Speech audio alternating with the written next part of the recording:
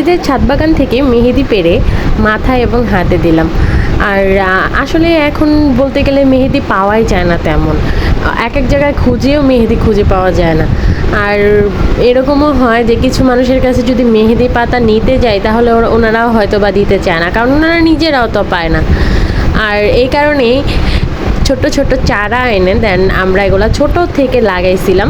আর শুধু এটাও না, আপনারা যদি মেহেদি পাতার ঠালা ঠালা ওইগুলাও যদি আপনারা গাছে বা যে কোনো মাটির মধ্যে বুনেন, দেখবেন যে অবশ্যই আপনাদের মেহেদি পাতা হয়েছে এবং এই পাতাগুলো আস্তে আস্তে বড় হয়ে অনেক পাতা গজাবে। এবং আপনারা ঠালা বুনবেন বা যে কোনো চারা এনে দেন আশেপাশে বা আপনাদের ছাদ বাগান থাকলে বা ব্যালকনি থাকলে ওইখানে অল্প মাটিতেই বুনবেন। অল্প মাটিতে বুনলেই দেখবেন এরকম সুন্দর মেহেদি গাছ হয়ে গেছে। আমাদের এইখানে 4-5টা মেহেদি গাছ হয়েছে। অ্যান্ড এগুলা থেকে যদি মেহেদি আনি 2-3 জন মাথায় দেওয়া হয়ে যায় এবং হাতেও দেওয়া যায়।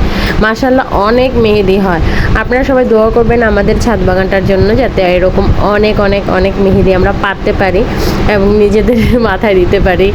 এবং আপনারা অবশ্যই দোয়া করবেন যাতে আমাদের কাজগুলো সুন্দরভাবে হয়। আর যারা যারা আরও ভিডিও দেখতে চায় আমাদের গাছের বা ছাদ বাগানের, তারা অবশ্যই আমাকে কমেন্ট করবেন অ্যান্ড আমার পেজটাকে ফলো অ্যান্ড সাবস্ক্রাইব করে রাখবেন। সো ধন্যবাদ, সবাই ভালো থাকবেন। আর এটা হচ্ছে আমাদের বড় একটা গাছ, এটা একদম ছোট ছিল, এটাই আমাদের ডালা বোনার পরে এই গাছটা হয়েছিল। আর এটাই হচ্ছে ওই গাছটা।